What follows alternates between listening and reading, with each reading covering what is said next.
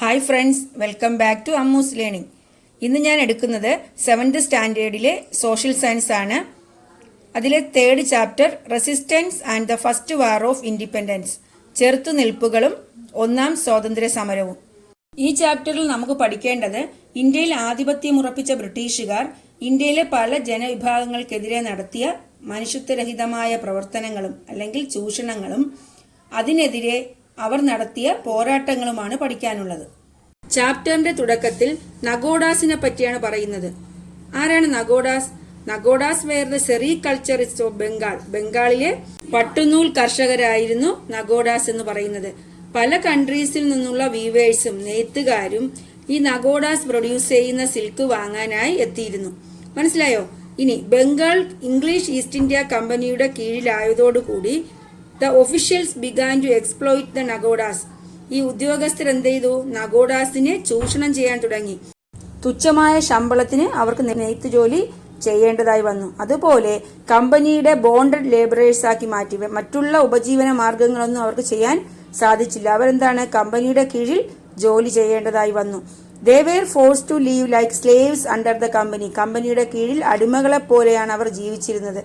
The workers who were not willing to obey were tortured. കമ്പനിയുടെ നിർദ്ദേശങ്ങൾ അനുസരിക്കാത്തവരെ അവർ നല്ലവണ്ണം മർദ്ദിച്ചു, ക്രൂരമായി മർദ്ദിച്ചു.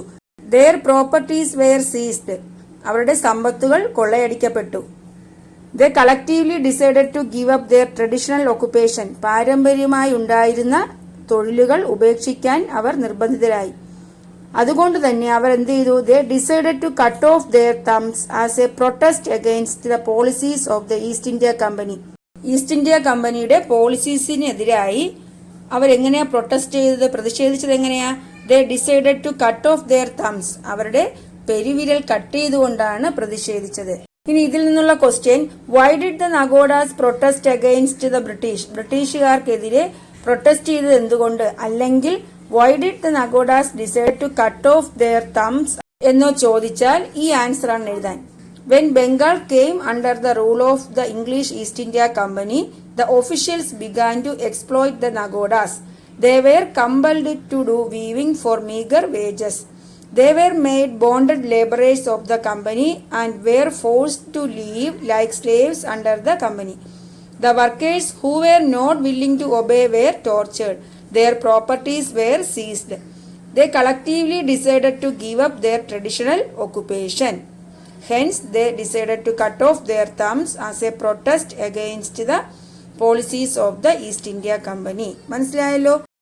നഗോഡാസിന്റെ പ്രൊട്ടസ്റ്റ് നമ്മൾ മനസ്സിലാക്കി അല്ലേ? ഇതൊരു ഒറ്റപ്പെട്ട സംഭവമായിരുന്നില്ല. രാജ്യത്തിന്റെ പല ഭാഗത്തു നിന്നും ഈ കുലത്തൊഴിലിൽ ഏർപ്പെട്ടിരുന്ന എല്ലാ വർക്കേഴ്സും ഇതുപോലെ കമ്പനിക്കെതിരെ അവരുടെ പ്രതിഷേധം രേഖപ്പെടുത്താൻ തുടങ്ങി. There were uprising in different parts of country against this, who were exploited under the company rule. Company റൂളിലൂടെ ചൂഷണത്തിന് വിധേയരായവർ ആരൊക്കെയാണ്? Farmers, weavers, craftsmen, tribals. ആരൊക്കെയാണ്? കർഷകർ, നെയ്ത്തുകാർ, കൈത്തൊഴിലിൽ ഏർപ്പെട്ടിരുന്നവർ, പിന്നെ എന്താണ്? ഗോത്രവർഗക്കാർ അല്ലെ, ആദിവാസികൾ. മനസ്സിലായല്ലോ? Farmers, weavers, craftsmen, tribals. ഇനി നമുക്ക് പഠിക്കേണ്ടത് എഗെയിൻസ്റ്റ് ദ ഫാർമേഴ്സ്. എന്താണ്? കർഷകർക്കെതിരെ നടന്ന ചൂഷണങ്ങളാണ്. With the subjugation of Bengal, the attention of the company shifted to the rich agricultural sector of the region. Bengal പിടിച്ചടക്കിയതോടുകൂടി അല്ലെ, അടുത്ത ലക്ഷ്യം എന്തായിരുന്നു? സമ്പന്നമായിരുന്ന കാർഷിക മേഖലയായിരുന്നു. Their aim was to exploit the maximum resources. അവിടെ നിന്നുള്ള മാക്സിമം വിഭവങ്ങൾ ചൂഷണം ചെയ്യുകയായിരുന്നു ലക്ഷ്യം. What were the strategies they adopted? എന്തൊക്കെ സ്ട്രാറ്റജീസ് ആണ് അവർ അഡോപ്റ്റ് ചെയ്തത്? എന്തിനാണ്? To exploit the agriculture sector in India. കാർഷിക മേഖലയെ ചൂഷണം ചെയ്യുന്നതിന് ബ്രിട്ടീഷുകാർ അഡോപ്റ്റ് ചെയ്ത സ്ട്രാറ്റജീസ് എന്തൊക്കെയാണ്? നമുക്ക് ഓരോന്നായി പറയാം. Levied heavy taxes on farmers. ഫാർമേഴ്സിന് ഹെവി ടാക്സസ്, അധികമായ നികുതി ഏർപ്പെടുത്തി അല്ലേ. No tax concessions were sanctioned even when drought and flood destroyed the agriculture. വരൾച്ച മൂലമോ അല്ലെങ്കിൽ വെള്ളപ്പൊക്കം മൂലമോ അഗ്രികൾച്ചർ കൃഷി നശിച്ചാലും അവർക്ക് എന്താണ്? നികുതിയിൽ ഇളവുകൾ നൽകിയിരുന്നില്ല. നോ ടാക്സ് കൺസെഷൻസ്, ടാക്സിൽ ഇളവ് നൽകിയിരുന്നില്ല. മനസ്സിലായോ? ഡ്രൗട്ട് എന്ന് വെച്ചാൽ വരൾച്ച, ഫ്ലഡ് എന്താ? വെള്ളപ്പൊക്കം. അങ്ങനെയൊക്കെ വന്ന് കൃഷി നശിച്ചാലും അവർക്ക് നികുതി അടയ്ക്കണമായിരുന്നു. അടുത്ത പോയിന്റ് എന്താ? മിഡിൽ മെൻ, അതായത് zamindars were assign to the duty of collecting tax. Tax പിരിക്കുന്നതിന് വേണ്ടി അവർ ഒരു ഇടനിലക്കാരനെ നിയമിച്ചു, മിഡിൽ മെൻ. ആ മിഡിൽ മെൻ എന്തറിയപ്പെടുന്നു? സെമീന്ദാഴ്സ് എന്നാണ് അറിയപ്പെടുന്നത്. അടുത്ത പോയിന്റ് എന്താ? Imposed the condition that the tax was to be paid in the form of cash. പണമായിട്ട് തന്നെ ടാക്സ് അടയ്ക്കണമായിരുന്നു. മനസ്സിലായോ? അങ്ങനെ ഒരു കണ്ടീഷൻ വെച്ചു. Imposed the condition that the tax was to be paid in the form of cash. The farmers had to depend on sahus, the private money lenders, for loans at high rate of interest. Farmers private money lenders ആയ സാഹൂസിനെയാണ് കാശിനു വേണ്ടി depend ചെയ്തിരുന്നത്. എങ്ങനെയാണ് loan കൊടുത്തിരുന്നത്? At high rate of interest, ഉയർന്ന പലിശ നിരക്കിൽ ലോൺ കൊടുത്തിരുന്ന പ്രൈവറ്റ് മണി ലെൻഡേഴ്സ് ആയ സാഹൂസിനെയാണ് ഫാർമേഴ്സ് ഡിപ്പെൻഡ് ചെയ്തിരുന്നത്. അപ്പോൾ ഇതൊക്കെയാണ് ബ്രിട്ടീഷുകാർ അഡോപ്റ്റ് ചെയ്ത സ്ട്രാറ്റജീസ്. അഗ്രികൾച്ചറൽ സെക്ടർ പിടിച്ചടക്കുന്നതിന് അല്ലെങ്കിൽ അഗ്രികൾച്ചറൽ സെക്ടർ ചൂഷണം ചെയ്യുന്നതിന് ബ്രിട്ടീഷുകാർ അഡോപ്റ്റ് ചെയ്തിരുന്ന സ്ട്രാറ്റജീസ്. ഇനി കമ്പനിക്കാർ മനസ്സിലാക്കി the fertile fields of Bengal were much favourable for growing commercial crops like cotton, jute and indigo. എന്താണ്? ബംഗാളിലെ നല്ല ഫെർട്ടൈൽ ആയിട്ടുള്ള സോയില് കോട്ടൺ, ജ്യൂട്ട്, ഇൻഡിഗോ ഇതൊക്കെ കൃഷി ചെയ്യുന്നതിന് നല്ല സ്യൂട്ടബിൾ പ്ലേസ് ആണെന്ന് മനസ്സിലാക്കി.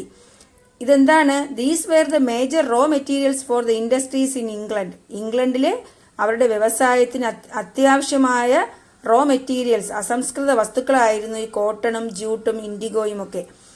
ക്രമേണ എന്ത് ചെയ്തു? They decided to expand its cultivation and forced the farmers to do so.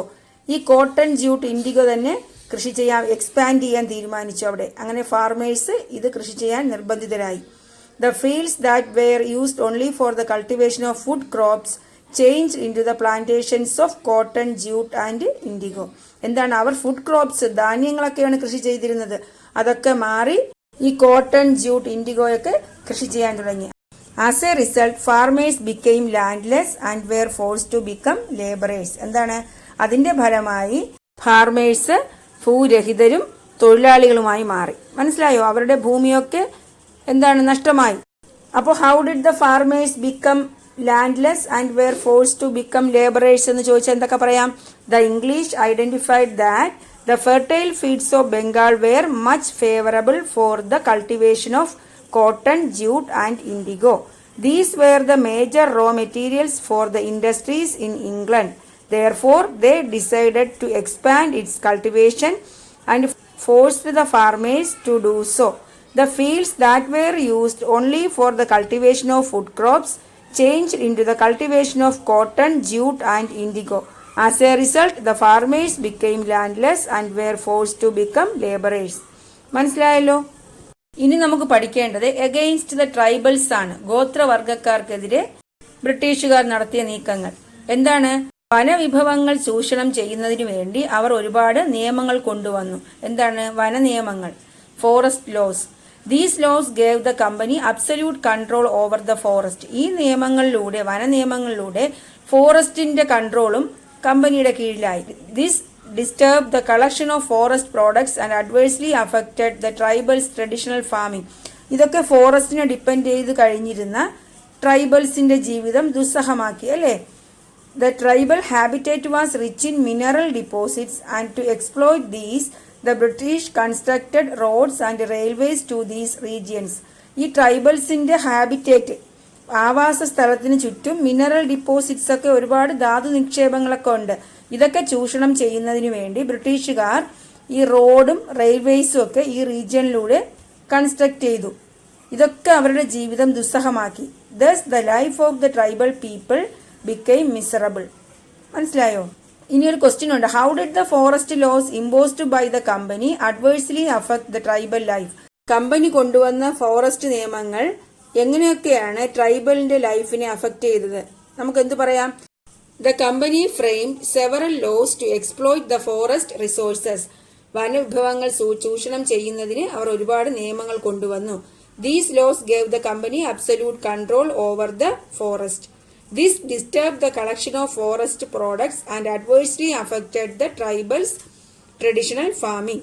The tribal habitat was rich in mineral deposits and to exploit these, the British constructed roads and railways to these regions. Thus, the life of the tribal people became miserable.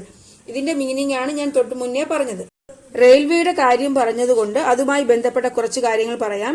Indian railway launch ചെയ്തത് 16 April 1853 first train എവിടെ നിന്നായിരുന്നു? ബോംബെയിൽ നിന്നും താനെ വരെയാണ്, Mumbai to താനെ. പിന്നെയോ the train had 14 coaches that carried 400 passengers. എന്താണ്? 14 coaches ഉണ്ടായിരുന്നു, 400 പാസഞ്ചേഴ്സും. പിന്നെയോ on March 1861 the first train in Kerala ran from Tirur to Bepur. കേരളത്തിലെ ഫസ്റ്റ് ട്രെയിൻ എന്നായിരുന്നു? 1861 തിരൂർ ടു ബേപ്പൂർ, തിരൂരിൽ നിന്നും ബേപ്പൂരിലോട്ടാണ് കേരളത്തിലെ ഫസ്റ്റ് ട്രെയിൻ ഓടിയത്. ഇനി നമുക്ക് പഠിക്കേണ്ടത് എഗെയിൻസ്റ്റ് ദ വീവേഴ്സ്, നെയ്ത്തുകാർക്കെതിരെ ബ്രിട്ടീഷുകാർ നടത്തിയ നീക്കങ്ങൾ.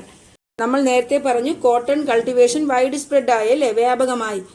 എന്നാൽ handloom industry in India declined. ഇന്ത്യയിൽ ഹാൻഡ്ലൂം ഇൻഡസ്ട്രി, നെയ്ത്തു വ്യവസായം നശിക്കാൻ തുടങ്ങി. കാരണം എന്താ? Let's examine the reasons. അതിനുള്ള കാരണങ്ങൾ എന്തെല്ലാമാണ്? അപ്പോൾ നമുക്ക് പറയാം. The handloom industry in India declined. Find out the reasons. എന്തൊക്കെയാ? The large scale export of cotton, the raw materials of handloom industry to Britain. Large സ്കെയിലിൽ കോട്ടൺ ബ്രിട്ടനിലോട്ട് എക്സ്പോർട്ട് ചെയ്തു, കയറ്റുമതി ചെയ്തു. എന്തിനാണ്? അവിടുത്തെ ഹാൻഡ്ലൂം ഇൻഡസ്ട്രീസിനുള്ള റോ മെറ്റീരിയൽസ് ആയിട്ട് കോട്ടൺ എക്സ്പോർട്ട് ചെയ്യാൻ തുടങ്ങി. അടുത്തോ the large scale import of cheaper textiles manufactured in the British factories. British ഫാക്ടറിയിൽ നിർമ്മിക്കുന്ന ചീപ്പർ ടെക്സ്റ്റൈൽസ്, ചീപ്പർ തുണിത്തരങ്ങളൊക്കെ ഇന്ത്യയിലോട്ട് ഇമ്പോർട്ട് ചെയ്യാൻ തുടങ്ങി, ഇറക്കുമതി ചെയ്യാൻ തുടങ്ങി. Excessive taxes were levied on clothes made in India. ഇന്ത്യയിൽ ഉണ്ടാക്കുന്ന ക്ലോത്ത്സിനൊക്കെ അമിതമായി നികുതി ഈടാക്കാൻ തുടങ്ങി. Excessive taxes were levied on clothes made in India. ഇതൊക്കെ ഇന്ത്യൻ വീവേഴ്സിന്, ഇന്ത്യയിലെ നെയ്ത്തുകാർക്ക് അവരുടെ തൊഴിൽ നഷ്ടപ്പെടാൻ കാരണമായി. മനസ്സിലായല്ലോ? അപ്പോൾ ഇത്രയും കാര്യങ്ങളാണ് ഞാൻ ഇന്നത്തെ ക്ലാസ്സിൽ ഉൾപ്പെടുത്തിയിരിക്കുന്നത്. ഏതൊക്കെയാ? Against the farmers, against the tribals, against the weavers, പിന്നെ നഗോഡാസിനെ പറ്റി. അപ്പോൾ നിങ്ങൾക്ക് എൻ്റെ ക്ലാസ് ഇഷ്ടപ്പെട്ടുവെങ്കിൽ നിങ്ങൾ എൻ്റെ ചാനൽ സബ്സ്ക്രൈബ് ചെയ്യുക, നിങ്ങളുടെ ഫ്രണ്ട്സിനൊക്കെ ഷെയർ ചെയ്യുക. Thanks for watching Ammu's learning.